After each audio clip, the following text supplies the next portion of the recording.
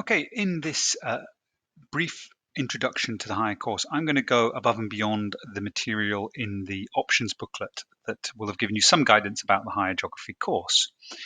So I'm going to start by outlining what the course actually involves. In terms of the teaching and learning in the classroom, it covers 10 very different topics, and I will review them very briefly in the presentation. The student is assessed through 2 exam papers at the end of the course, and these are worth 73% of the overall marks. And finally, there is an assignment, which is based on a piece of fieldwork that we do in the early part of the course, and this is worth 27% of the marks available to the student. Okay, let's have a look at the 10 topics. The topics are broken into 3 key unit areas, and the first of those areas is what we call physical geography, or physical environments, and it's got 4 subtopics, the first of which is the atmosphere.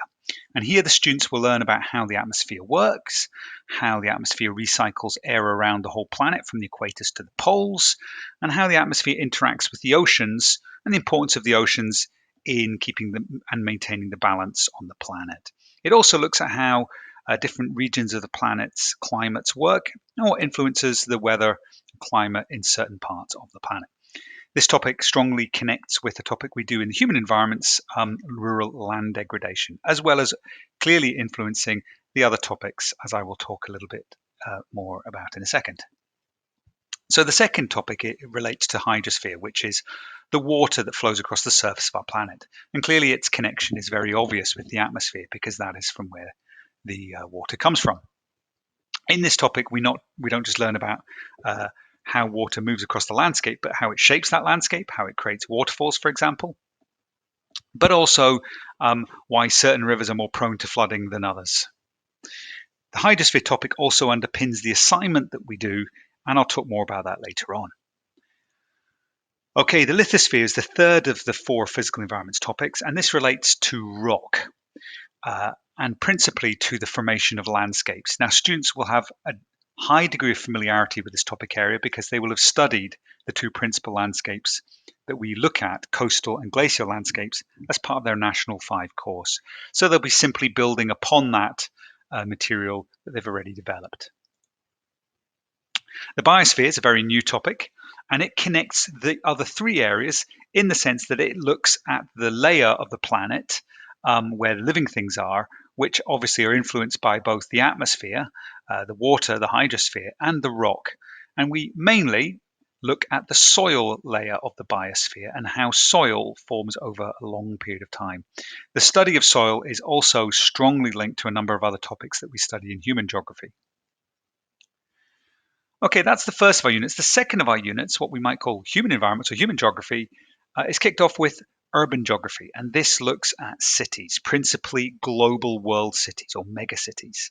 And the main focus of this topic, which will be familiar to students from National 5, is the look at major urban problems like transport and traffic and how we are resolving those projects, as well as contrasting how these problems are managed both in the wealthy, developed world, as well as the less wealthy, developing world. Another human geography topic students will be familiar with is the study of population geography.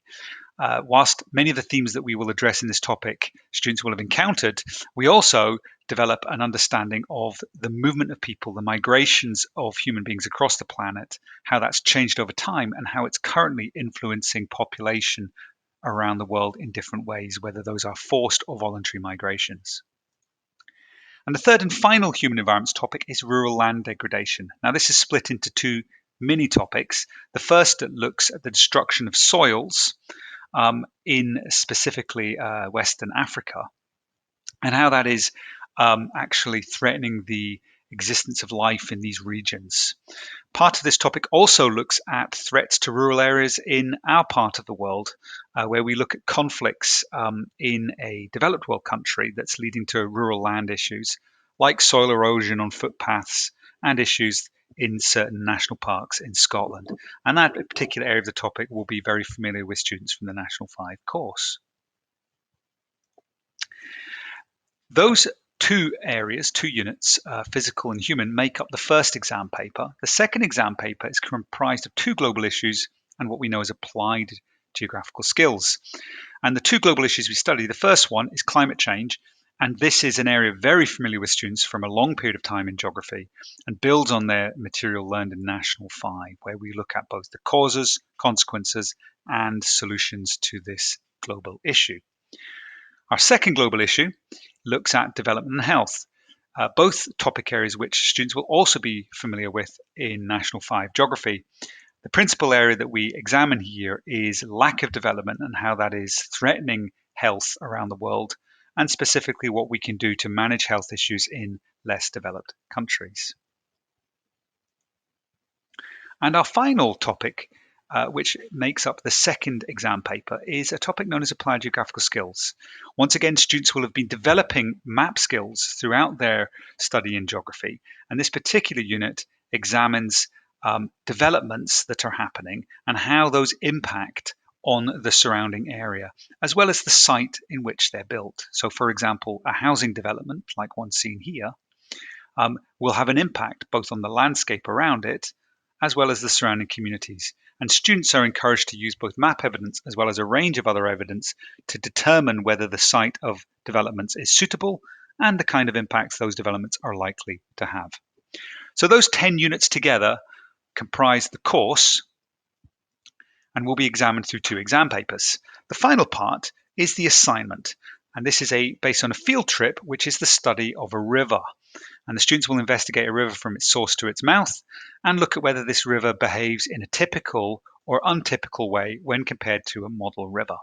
They'll gather field data during a trip, they'll process that data back in the classroom, and then they'll use it to write up an assignment.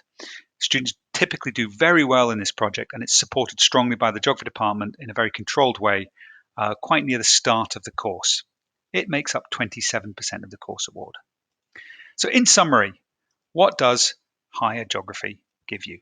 Well, there's a very wide range of topic areas that cater to all interests in this subject. You'll never spend too long on one area, and if there's one area of geography you don't enjoy, you'll very quickly be into another area that you're more than likely going to enjoy. It's not all about a final exam. There is also an assignment that's worth 27%. Allows you to get some of your marks in the bag well before the exam.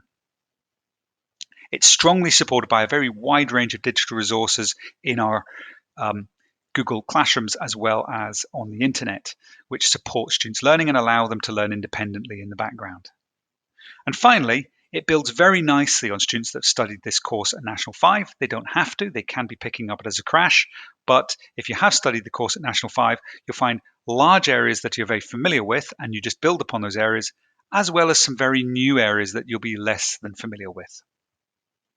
And that concludes my summary of the higher